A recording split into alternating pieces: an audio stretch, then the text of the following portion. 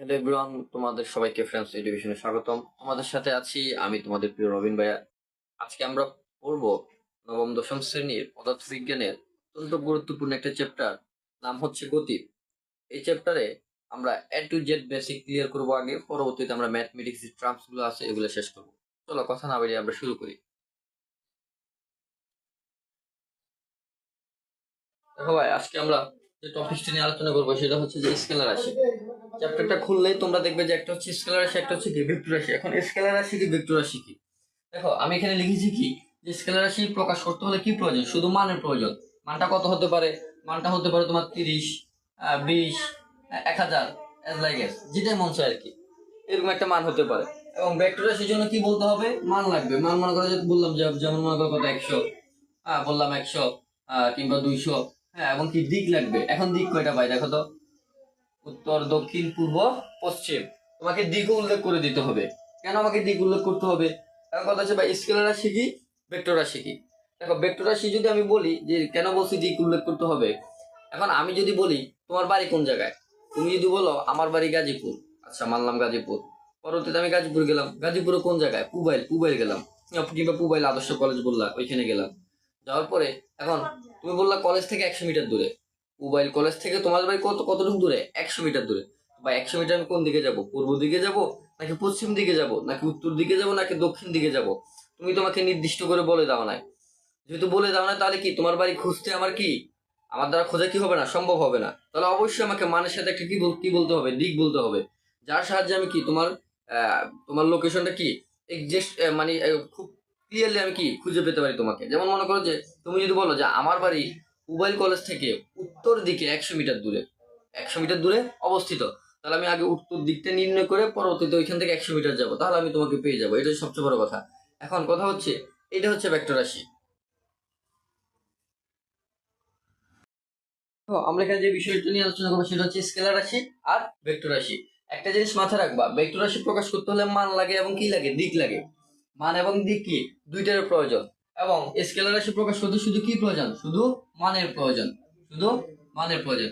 এখন দেখো কেন মানের প্রয়োজন, তাহলে একটা জিনিস খেয়াল করো। আমি যদি বলি তোমার বাড়ি কোন জায়গায়, তুমি বললা আমার বাড়ি হচ্ছে পুবাইল কলেজ থেকে 200 মিটার দূরে।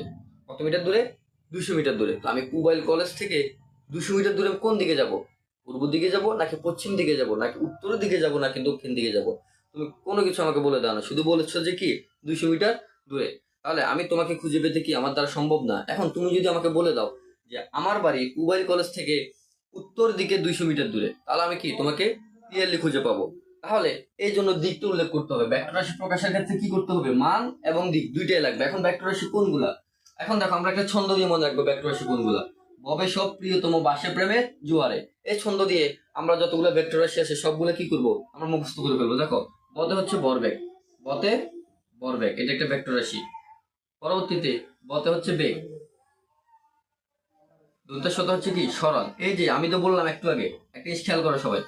আমি তো একটু আগে বললাম যে তোমার বাড়ি কোন জায়গায়, তুমি বললাম আমাকে পুবাইল কলেজ থেকে উত্তর দিকে 100 মিটার দূরে। তাহলে আমি যে বললাম 100 মিটার দূরে, 100 মিটার দূরে এটা হচ্ছে কি সরণ। কি এটা? সরণ। একটা জিনিস মাথায় রাখবা, দূরত্ব এবং সরণ কি একই জিনিস। আমরা পরে আসতেছি, দেখো। পরবর্তীতে পথ হচ্ছে কি প্রাবল্য, তত হচ্ছে কি ত্বরণ, মত হচ্ছে কি মন্দন,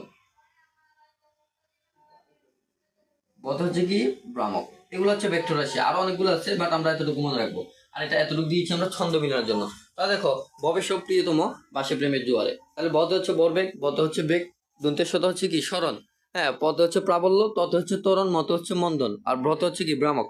আমরা যদি এই কয়েকটা জিনিস মুখস্থ রাখি, তাহলে আমাদের কি ভেক্টর রাশি চ্যাপ্টারটা কি হয়ে যায়? ক্লোজ হয়ে যায়। এখন আর সবাই স্কেলার রাশি।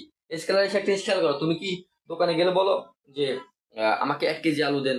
তুমি তো বলো কি আমাকে 1 কেজি আলু দেন। তুমি কি বলো যে আমাকে পূর্ব দিক থেকে 1 কেজি আলু দেন, কিংবা উত্তর দিক থেকে আমাকে 1 কেজি তেল দেন?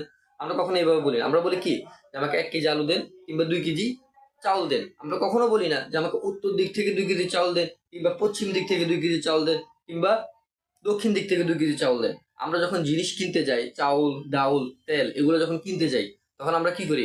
আমরা শুধু কি করি? আমরা শুধু পরিমাণটাই বলি, মানে মানটা বলি, কিন্তু দিক কখন আমরা উল্লেখ করি না। এখন চাউল কিনি, এটা আমরা কি হিসেব করি? এটা হচ্ছে বর। এটা কি বর? এক একটা বর। আমরা যখন কোনো কিছু বর হিসাব করব তখন কি সেটা কি রাশি? স্কেলার রাশি। কি রাশি? স্কেলার রাশি। অর্থাৎ তোমাকে একটা জিনিস মাথায় রাখতে হবে, এখানে যতগুলো ভেক্টর রাশি আছে এগুলা বাদে আমি যাই বলি না কেন সব কি রাশি? স্কেলার রাশি। মাথা ঢুকছে? মনে করো একটা এমসিকিউ আসছে এরকম, নিচের কোনটি ভেক্টর রাশি, নিচের কোনটি স্কেলার রাশি। দেখো নিচের কোনটি তোমার স্কেলার রাশি, নিচের কোনটি স্কেলার রাশি,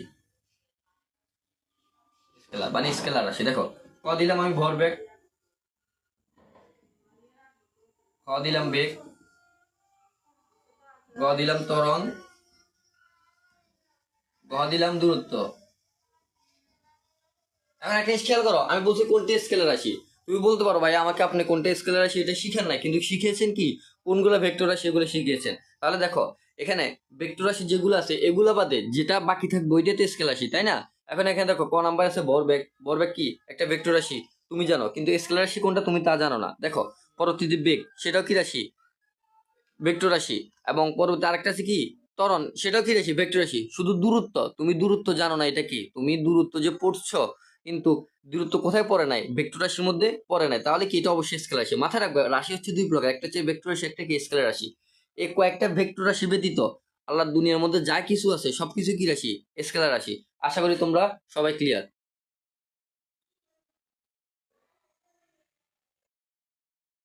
এখন আমরা পড়বো হচ্ছে দূরত্ব এবং সরণ, এই দুটো জিনিস কি। আসলে দূরত্ব হচ্ছে, দেখো আমি লিখেছি এখানে, দূরত্ব হলো কোনো বস্তুর একটি নির্দিষ্ট পথ অনুসরণ করে এক স্থান থেকে অন্য স্থানে যাওয়ার মোট পরিমাণ।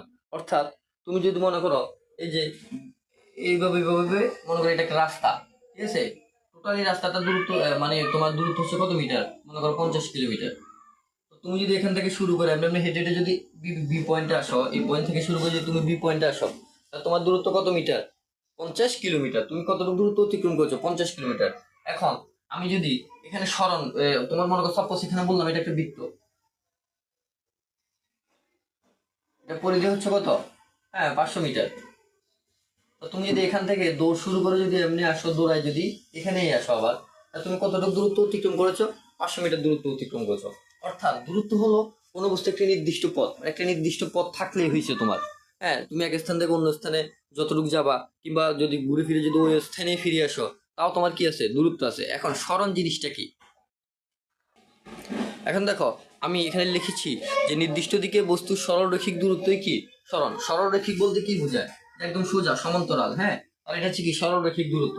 এখন আমি তো বলেছিলাম এর আগে তোমাকে, যে মনে মনে ছিল যে দূরত্বের ক্ষেত্রে এমনি এমনি ব্যাকা চাকা হয়ে কি করছো, তুমি এই পয়েন্ট থেকে বি পয়েন্টে গেছো। তখন আমি যদি তোমার দূরত্ব কাউন্ট করি তাহলে কি হবে? যে এখান থেকে যে তুমি যতটুকু পথ দূরত্ব অতিক্রম করেছো ঠিক ততটুকুই কি তোমার দূরত্ব। এখানে কত ছিল? 50 কিলোমিটার ছিল। তাহলে আমার সরণ হিসেব করলে আমার কি হবে?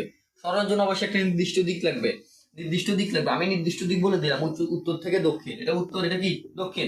তাহলে তুমি যদি উত্তর থেকে দক্ষিণ দিকে রওনা দাও, তাহলে তুমি যদি এই পথেও হাঁটো, তুমি যদি এই ব্যাকাচাকা পথে যদি হাঁটো, তাহলে তোমার দূরত্ব হবে এই ব্যাকাচাকা পথের সমান। এখন আমি যদি বলি তোমার সরণ কত, যখন আমি তোমার সরণ বলবো তখন তোমার দূরত্বটা হবে, সরণটা হবে কিভাবে? এই যে এইভাবে সরল রেখি। অর্থাৎ এটা হচ্ছে এ পয়েন্ট, এটা হচ্ছে কি পয়েন্ট? B point. তুমি এভাবে গেলেও কি তোমার 50 কিলোমিটার দূরত্ব হলেও সরণটা হবে কত? এখান থেকে এতটুকু দূরত্ব মনে করো যে কত? 20 কিলোমিটার। তোমার দূরত্ব হবে কত? তোমার সরণ হবে কত? 20 কিলোমিটার। আশা করি ক্লিয়ার তোমরা বিষয়টা, যে সরল সরণ সবসময় সরল রৈখিক হবে। সরল রৈখিক সরণ কখনো বৃত্তাকার হবে না। কি হবে না? বৃত্তাকার। এখন তুমি যদি এখান থেকে এখানে ফিরে আসো, ঘুরে আসো, এইভাবে যদি ঘুরো, তাহলে তোমার কি হবে না? কখনোই তোমার সরণ হবে না। এখানে শুধু তোমার দূরত্বই সম্ভব। সরণ হতে হলে অবশ্যই কি করতে হবে?